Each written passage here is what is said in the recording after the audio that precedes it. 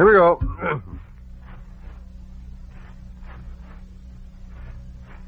Attention, pilots, for Uncle Ned's Squadron.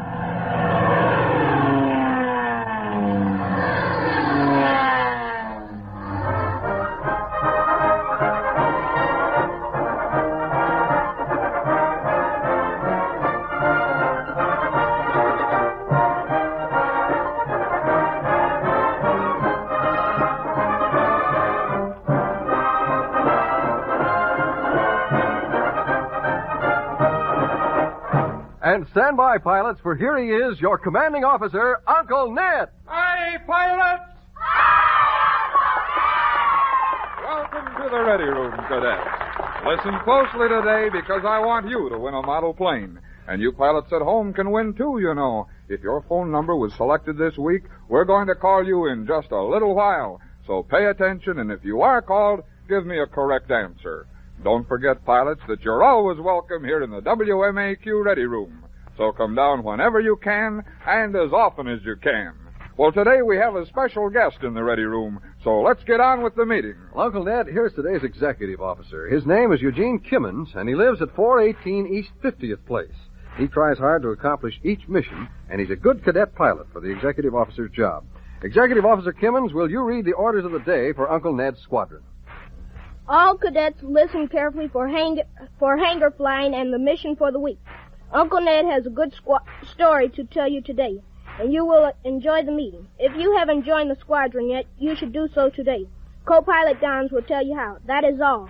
Well, thank you, Executive Officer Eugene Kimmons. Now, before you give away all those airplanes, be sure you pick out a nice one for yourself because you've earned it by being a good executive officer. Now, can you tell me how many cadets have had a ride in a real plane? Yes, sir. 11 have had rides. 11, say, that's a large number. Well, Co-Pilot Downs, have you and the executive officer selected some cadets to talk to me about their flying? We sure have, Uncle Ned. Here is Norton Howell, our first young cadet pilot, right? Well, here, good. Norton Howell. Yes, sir. Will you tell me about your airplane ride? Where was it and when was it and how'd you like it? Well, I went for a ride with my uncle one day. He said he had a surprise for me. And we went out and we came to this little airport out in the country.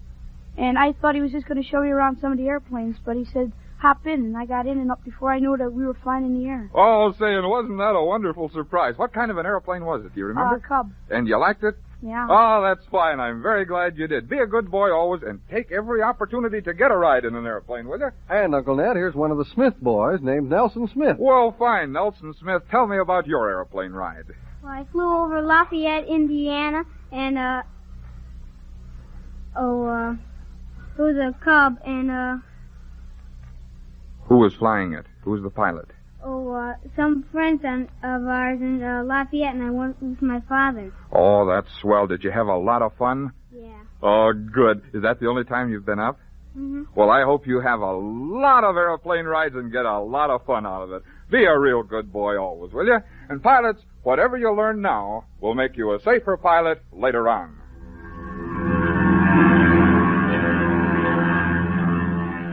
This is F-74 to UNS Control Tower. F-74 to UNS Control Tower, over. This is Uncle Ned in UNS Control Tower. Go ahead, F-74. F-74 to Uncle Ned. F-74 to Uncle Ned.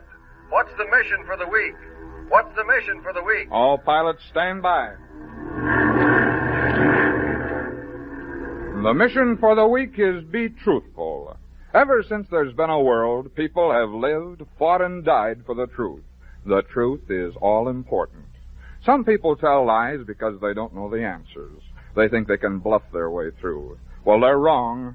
The bluffer is always found out, and then nobody has anything to do with him. And some people think that little white lies are all right. You know, white lies are the little ones that don't seem important. Well, this is wrong, because a lie is a lie, and to tell lies is wrong. Sometimes the truth won't be pleasant, and you'll have to force yourself to be truthful. But force yourself if you must, because the truth is all important. There are no excuses for lies. Lots of times we'd like to think there are, but there really aren't. You'll make friends and be successful if you're truthful. If you're not, you'll fail and be alone in the world. So get the truth habit now and stay with it all your life. This mission is important, pilots. It's be truthful. Pilots, what's the mission for the week?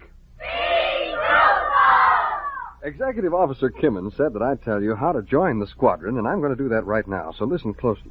First, write your name, age, address, and phone number on a penny postcard. Secondly, address the postcard to Uncle Ned, WMAQ, Chicago 54, Illinois. Third, put the postcard in the mailbox now. And that's all there is to it. It's as easy as 1, 2, 3. After you've sent us your postcard or letter, we'll officially enroll you as a member of the squadron and send you your official membership card, and we'll put your name on our phone list, too. You can't tell. If you write to us right away, you might get called on the phone next Saturday. Of course, we can't call you unless you are an official member, so don't put it off another minute. Join today. And now, Uncle Ned, how about some hanger flying? Sure thing, Co-Pilot Downs. Say, we've got a parachute in the ready room today, so let's do some hanger flying about it. A parachute was first used successfully by a man named Garnerin, and when he jumped from a balloon at 8,000 feet over England. Well, this was way back in 1802, and since that time, parachutes have saved thousands of lives. You know, back in the 1800s, when many people were experimenting with parachutes, sheep were used in the tests. That's right. Instead of men jumping with the chutes, sheep were tied to them and were thrown out of balloons. Well, sometimes the sheep landed safely, and sometimes they didn't.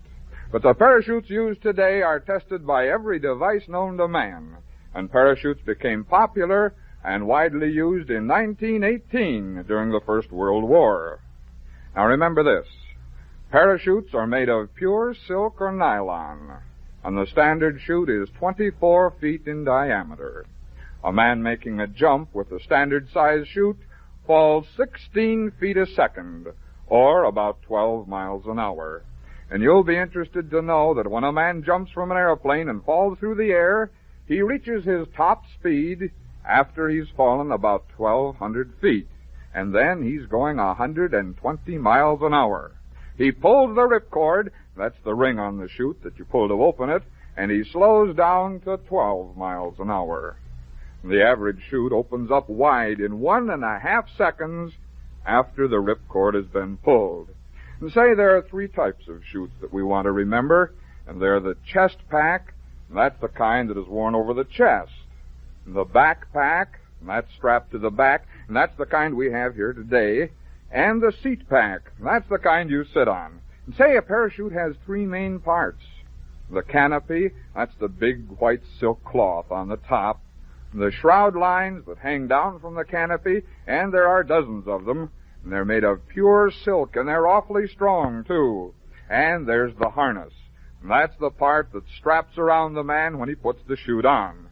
And the harness is made from linen yarns, tightly woven together. And there goes Eugene Kimmons running out in the ready room. We pulled the ripcord on the parachute, and now we have the parachute laying all over the ready room here. Well, pilots, you've learned about parachutes. Let's go over some of the high points. A standard chute is 24 feet across its widest part. It's made of pure silk or nylon. And there are 3 main types of chutes, and a man comes down at the rate of 16 feet a second with the standard chute. There are 3 parts to a chute now. The canopy, and that's what's laying all over the floor here. The shroud lines, and they're on the floor too. And the harness, and that's on Executive Officer Eugene Kimmons. Now, to open the chute, you pull the ripcord, and in 1.5 seconds, the chute is wide open. Well, remember all you can about the parachute, pilots. Uncle Ned, Executive Officer Kimmons made a nice jump there. He certainly did. And these cadets are going to jump right off the platform without parachutes if you don't let them solo about it. Well, we can't have that, Co-Pilot Down, so bring them up here, and we'll see what they remember about parachutes. Here's the first one. Well, fine. Tell me this. What is a parachute made of? Silk or nylon. That's right. It's made of silk or nylon. What's your name? Roger Western. How old are you, Roger? 12. Well, you go over to Executive Officer Eugene Kimmons and get a fine Hawk or Comet model airplane. We have another one. Mm-hmm. Okay, tell me this. What do you pull when you want the chute to open? Ripcord. That's right. You pull the ripcord. You're 100% right. What's your name? Bud Paulson. Bud, how old are you? 13. 13. Where do you live? 1960 Bissell. I'll bet you'd like to make a model airplane, wouldn't you? And you can, too. You can make a Hawk or a Comet model airplane by going right over to Executive Officer Eugene Kimmons and getting one for answering that question. Do we have another one? We do indeed. Good. Tell me this. How long does it take the chute to open? 1.5 seconds. 1.5 seconds. Say, they're all real alert. What's your name? David Hobson. Dave, how old are you? 11. What do you think of that parachute? Have you ever seen a parachute like that before? No. Well, I'm glad you had this opportunity to see it. Now, you go over to Executive Officer Gene Kimmons and get a fine model airplane. There's the phone. Fine, a phone call. Hello? Hello? Hello? Hello, this is Uncle Ned in the WMAQ ready room. Who's this? Peter Goki. Peter, where are you from? Where do you live? In Prairie du Chien, Wisconsin. Well, swell. That's right up there on the Mississippi River, isn't it? Right across the river from McGregor, Iowa. You live in a beautiful town, you know what? I used to fly over Prairie du Chien an awful lot. How old are you, Peter? You're 9 years old. Well, I want you to answer a question for me about parachutes, and I want you to win. Do your best to win so that we can send you a model airplane. What is the diameter, or how far is it across the widest part of a standard parachute? I think he's asking somebody else, but that's all right. I think I heard him say, how far is it, Mommy? We'll see. Peter Goki. Hello? How far? Oh, I'm sorry, Pete. It isn't 12 feet. I'm going to send you an F-74, though, because you really tried. And next week, whoever answers the question in this part of the program is going to get 2 model airplanes if they answer it correctly. Now, let's have all the kids in the ready room that know the answer yell it out real loud so that everybody can hear it. What is the answer? Whoa, say, Peter, that was a harder question than I thought. Well, I'm going to tell you the answer. It's 24 feet. The diameter is 24 feet. If you ever get down to Chicago, stop into the ready room, will you? Okay, thank you very much. Goodbye, Peter. Goodbye. Say, he was a fine little fellow. He really tried. Yes, sir. Here's a young fellow here, a young pilot that may be able to answer the next one. Well, good. Tell me this. What kind of animals were used long ago to test parachutes? What was that? Yes, sir. Yes, sir. Sheep. Now, speak up real loud and tell me your name. Michael Moran. Well, Mike Moran, how old are you? 6 years old. You're doing real fine for a 6-year-old cadet. Where do you live? 1038 Oakville. Did you know that a parachute was as big as it is? Huh? What do you think of that great big white silk parachute there? Okay, Mike Moran. Be a real good boy. Come back and see it. And another one. Yes, indeed. Well, will you do this? Name 2 of the 3 main parts of a parachute for me. The ripcord. No. 2 of the 3 main parts. What's this right down here? What's this big... What is it? What's the executive officer have strapped to him? What did he have strapped to him? The belt. Well, the harness. That's close enough. Now, what's this laying down here? Well, what are those lines out there? Those are the, Yeah? Oh, you're trying so... What? I'm going to tell you. Listen, the harnesses and the short lines? Well, the shroud lines, the harness and the shroud lines. But you tried so hard that you're going to get a model airplane anyway. Yes, sir. All right, co-pilot Downs, tell the boys and girls why they should come down to the ready room on Saturday morning. You bet I will, Uncle Ned. Boys and girls, it's fun to attend a meeting of Uncle Ned's Squadron, and you're all welcome. Come down to the NBC studios in the Merchandise Mart building. It's the 19th floor, and say that you want to get in the ready room for Uncle Ned's Squadron. Now, if you have a chance to answer one of the questions Uncle Ned asks, you'll have to be here by 9:30. And say, before I forget it, you'll all get an F-74 jet glider.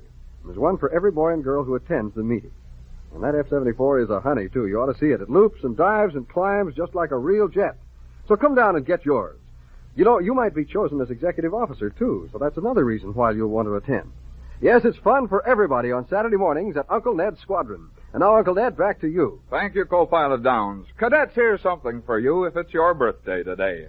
From all of us to all of you, whoever you are and wherever you are, Happy birthday! If you were born today, February 17th, you were born on the same day as the PTA, the National Congress of Mothers, which later became known as the Congress of Parents and Teachers, was born on February the 17th in Washington, D.C. in the year 1897.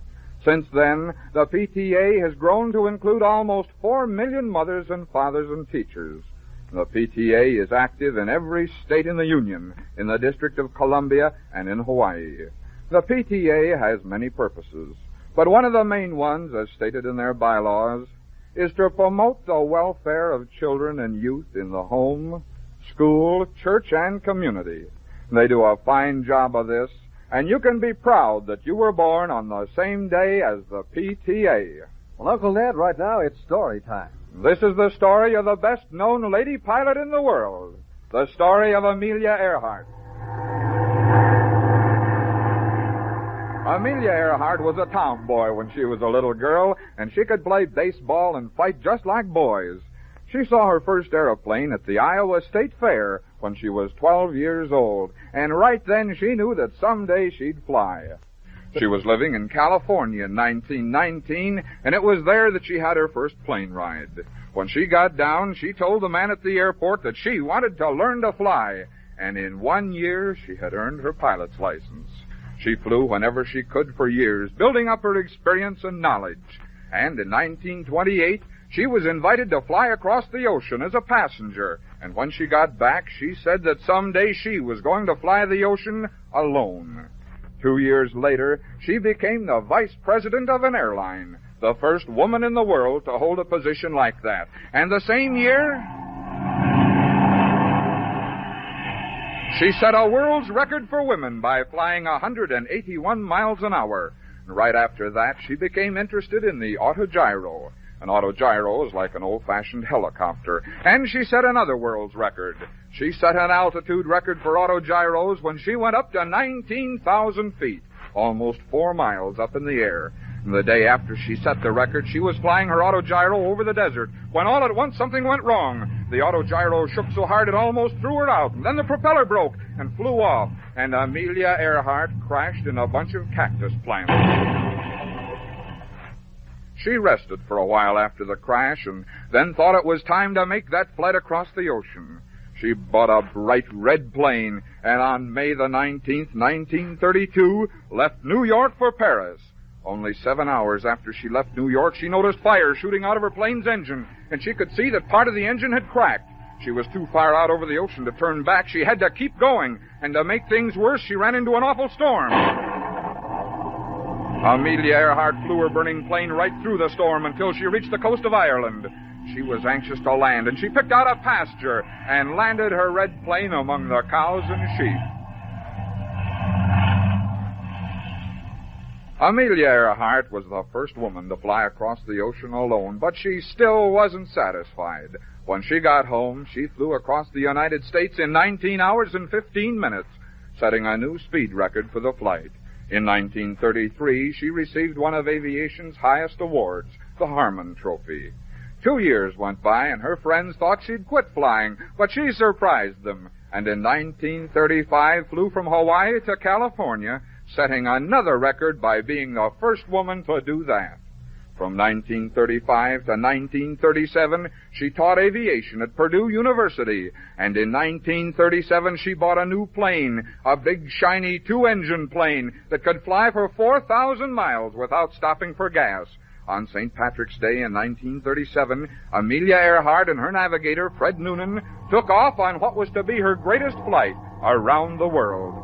They flew over the jungles of South America and Africa, over the deserts and mountains, and finally reached New Guinea, where the plane was checked over for the most dangerous part of the trip, across the Pacific Ocean. She roared away from New Guinea, bound for California. She was to stop at tiny Howland Island in the middle of the ocean for gas. Amelia Earhart was overdue at Howland Island, and pretty soon a ship heard her calling on her radio. She said she had strong headwinds and was almost out of gas, and even worse, she was lost. The ship tried to talk to her and guide her, but she was too far away. The ship's radio wouldn't reach her. The Navy sent many ships out to search the sea for Amelia Earhart, but nothing was ever found of this great lady. And to this day, no one knows for sure where she crashed, except that it was someplace in the big Pacific Ocean.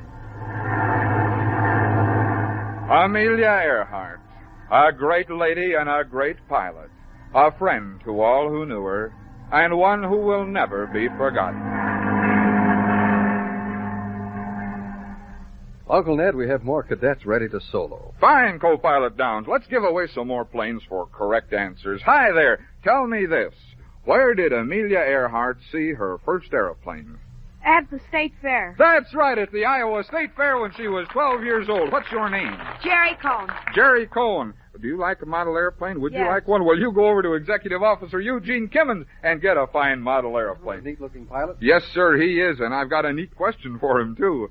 What did Amelia Earhart land in when her autogyro crashed? A pile of cactus. That's right, a bunch of cactus plants. Now, what's your name? Marshall Smith. Marshall, how old are you? No, 10. You're 10 years old, and where do you live? 10137 South Park. And there's a real fine model airplane waiting over there for you. Help yourself and be a good boy. Now, you tell me this. What color was the plane Amelia Earhart flew across the ocean? Red. That's right, it was a red airplane. What's your name? Reggie Wagner. Greg, how old are you? 10. And where do you live? 4901 North Celia. Oh, while I answer the phone, you run over and get a fine model airplane, and thanks for being on the ball. Hello? Hello, this is Uncle Ned. Do you have a pilot on the line for me? All right, fine. Will you put him on? Hello? Hello, this is Uncle Ned in the WMAQ ready room. Sure, what's your name? Gerald Baker. How are you, Gerald? Oh, that's good. Where do you live? You live in Des Moines. How old are you? Do you like airplanes? You do? Have you ever built any? You've got a whole mess of them, huh? Well, that's fine. All right, answer this question for me. Where did Amelia Earhart land in Ireland after she crossed the ocean? In a pasture full of sheep and cows, you're right, and there's a fine model airplane on its way to you. Goodbye, Gerald. Be a good boy. Okay. Say, he was right on the ball. And here's a Cub Scout. Tell me this. What was she trying to do when she lost her life? What was it? Trying to go over the Pacific. Yes, sir, she was trying to fly across the Pacific Ocean around the world. What's your name? Kenneth Kimmons. Real loud. Kenneth Kimmons. Kenneth Kimmons. All right, a fine little Cub Scout. You get a model airplane from, and I'll bet that's your brother, that executive officer. Tell me this, will you? Where did she crash and die? Where did Amelia Earhart crash and die? In the Pacific Ocean. In the Pacific Ocean, that's right. And what's your name? Peter of the Sky. All right, you go over and get a fine model airplane. Say, these cadets are sharp, co-pilot Downs. Now, will you bring our special guest for the day up here? He's a real fine fella. I'm anxious to meet him. He certainly is, and you'll meet him right now, Uncle Ned. This is Mr. Curtis Fuller, who is editor of Flying Magazine, the magazine that has the largest circulation of any aviation magazine. Mr. Fuller, Uncle Ned. Well, Mr. Fuller, it's certainly nice to have you down. Well, I'm delighted to be here, Uncle Ned. Well, thank you. Pilots, Mr. Fuller is a real fine pilot himself. You know, I read the March issue of Flying Magazine. I read every single issue, and I was very interested in that article, Aerial Bird Dogs, about the fine job our small liaison pilots do over in Korea. Can you tell me anything about that article? Yes, Uncle Ned. The liaison pilots, the aerial bird dogs, are really AT-6s. We used them for trainers in the past war. Now they're being used as observing planes. This has never been done before, and it's working out very nicely in Korea. You see, the jet planes that are going over fly too fast and they fly too high, and they need something down there to tell them where they're supposed to shoot. Maybe they're at 30,000 feet, for example. That's right, and these little aerial bird dogs do that for them, and they do a wonderful job, don't they? I have a lot of friends that are over there flying those little aerial bird dog missions. Mr. Fuller, we have a real fine pilot in the squadron, Roger Peterson from Pontiac, Illinois. And, you know, he is sick. Roger's going to have to be in bed for a long time, and I know that he would enjoy receiving Flying Magazine. So do you suppose that you and I can work it out to where you will send Roger Flying Magazine for a year? He's going to enjoy reading that as long as he has to be in bed. Can we get that done? We certainly can. We're going to put Roger right on our subscription list right away. Oh, that's fine. Do you have a message for the pilots? I mean, about the opportunities in aviation. Certainly you know what they would be. Yes, aviation has jobs for millions of young men and women. You can start studying aviation now, and perhaps you'll be pilots someday, or perhaps you'll be mechanics, or perhaps you'll be sitting in a control tower, telling the pilots where to land, and guiding them on the ground. Well, it's true that there are a world of opportunities in this great big field of transportation for all pilots. Mr. Fuller, I appreciate your coming down. I appreciate your taking the time to visit with us here in the Ready Room. I know, being the editor of the largest aviation magazine in the world, you're real busy. Thanks very much for coming down, and stand by because we have something else for you, will you? All right, fine. Now, Co-Pilot Downs, do you have a cadet that can tell me from memory the qualifications for membership in the squadron? We have indeed, Uncle Ned. This young man's name is Michael Jacks, and I think he looks like he's able to do this. All right, Mike, start right out and tell me the qualifications for membership from memory. First, obey established authority. Second, observe the rules of health. Third, promote safety in the air and on the ground. Fourth, keep self clean and alert. Fifth, accomplish every mission. Yes, sir! He did it without a bit of trouble. Now, what's your name again? Michael Jacks, Michael Jacks. Where do you live? 4910 Cedar, How old are you? 11, How long have you been studying those qualifications? for 5 minutes now. For 5 minutes, and you did it that good. Well, say, you are really alert and on the ball. You're going to get a fine model airplane for doing that. Now, I wonder if we can have Mr. Curtis Fuller back here again. Right here he is, Uncle Ned. All right, fine. Mr. Fuller, you just heard the qualifications for membership in Uncle Ned's squadron as recited by one of the cadets. What do you think about those qualifications? I think they're wonderful qualifications, Uncle Ned. You think that that's kind of a good guide for pilots to go by? Good guide for anyone to go by. I think that obeys established authority is a mighty fine way for today's youth to start out, don't you? I certainly do. And we certainly have to have them promote safety in the air and on the ground, because no matter how they travel, we've got to have safer transportation. And, of course, keep self-clean and alert. That's always real important. Now, Mr. Fuller, I wonder if you'll do something that'll make me very, very pleased and all the cadets in the squadron. I wonder if you'll accept a commission as honorary colonel in Uncle Ned's squadron. Will you do that? I'd be proud to be honorary colonel. Thank you very much, Mr. Fuller. And will you do this? Any time that you think that we can help today's kids, you let us know, will you? I certainly Fine, will. that's our mission. Pilots always be truthful. Come down to the Ready Room whenever you can, because I'd like to meet you. And to you mothers and fathers and teachers who are members of the PTA, may your organization have many more happy birthdays. And please continue your good work. Tomorrow's leaders need you today. Now, from all the crew in the Ready Room, this is Uncle Ned saying, so long, pilots!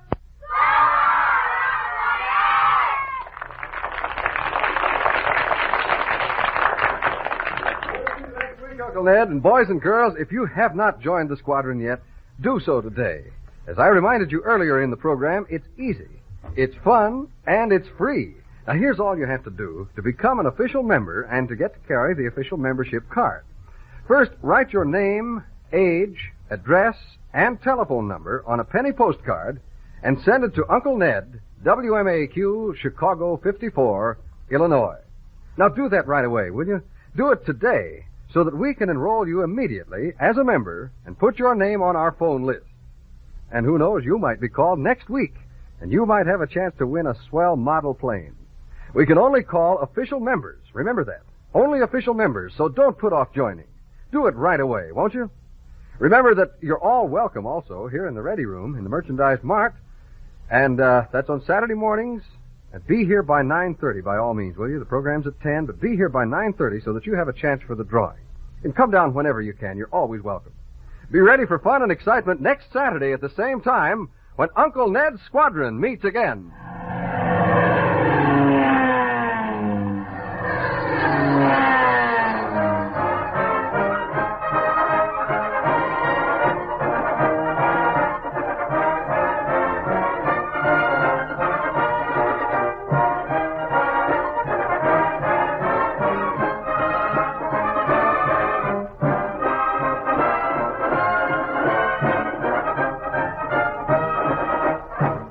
This is NBC, the national broadcasting company.